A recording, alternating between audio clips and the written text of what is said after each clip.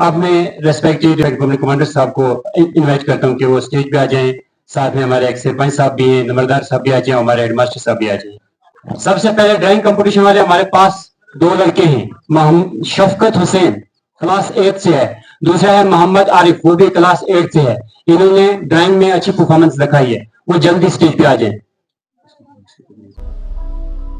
हिंदुस्तान हिंदुस्तान हिंदुस्तान हिंदुस्तान बहुत दिलकश बड़ा ही खुशनुमा हर एक नजारा है। खुदा ने इस जमी पे गोया जन्नत को उतारा है। जमीने हिंद है ये जान दिल को इस पे वारा है। लहू देकर इसे सींचा है और इसको निखारा है। वतन का जर्रा जर्रा जानो दिल से हमको प्यारा है।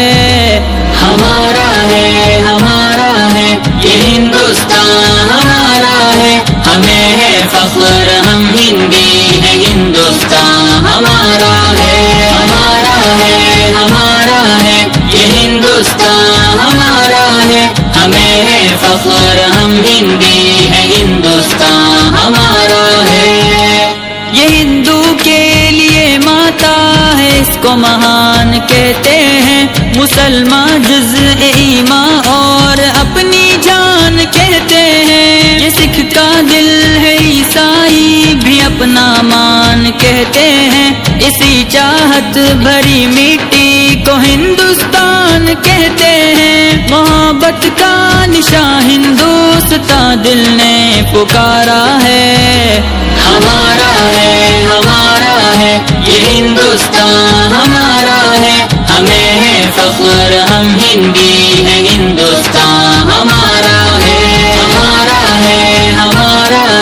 ये हिंदुस्तान हमारा है। हमें है फख्र हम हिंदी है। हिंदुस्तान हमारा है। नदी नाले हंसी झरने ऊंचा हिमालय है। यहाँ का गोशा एक अनोखी शान वाला है। बुलंदी पर जो लहराता है वो परचम निराला है। ये अजमत का निशा अपना तिरंगा सबसे आला है। रेस्पेक्टेड पब्लिक कमांडर साहब,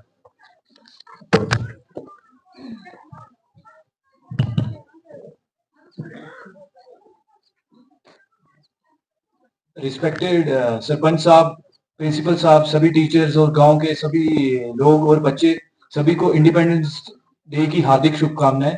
आज हम 78वें स्वतंत्रता दिवस के लिए इकट्ठे हुए हैं। ये आज़ादी हमें ऐसे ही नहीं मिली। इसके लिए जैसे कि बच्चे ने अपनी स्पीच में कहा कि कई लोगों ने अपनी शहादत दी है।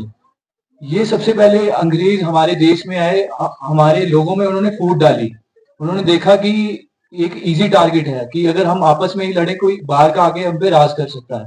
तो इस चीज को हमने आहिस्ता आहिस्ता देखा कि अंग्रेज हम पे कैसे राज कर रहे हैं। तो उस चीज को हमें कितने साल लग गए उसको आजादी पाते पाते। तो हम आजादी हमें ऐसे ही नहीं मिली। तो अंग्रेज हमारे देश को खोखला करके चले गए थे। तो हम इस चीज को कैसे ओवरकम कर सकते हैं? सबसे पहले हम बच्चों को यही चीज बोलूंगा कि हम जैसे अंग्रेजी शासन में हम बच्चे पढ़ाई नहीं कर सकते थे, सबको इक्वल राइट्स नहीं थे, डिस्क्रिमिनेशन होती थी सभी बच्चों के साथ, किसी को नौकरी में इक्वल राइट्स नहीं मिल रहे थे। फिर अपना देश आजाद हुआ, सभी को पढ़ाई करने का मौका मिला। अभी देख रहे हैं हम फ्री में पढ़ाई सरकार चला रही है। तो हमें सभी को यही चाहिए कि हम देश की उन्नति और डेवलपमेंट की ओर योगदान दें। सभी गांव वाले इस देश को सपोर्ट करें और इस आजादी को ऐसे ही बरकरार रखें और हमारा देश एक अच्छा स्ट्रॉन्ग नेशन बन सके। Thank you so much.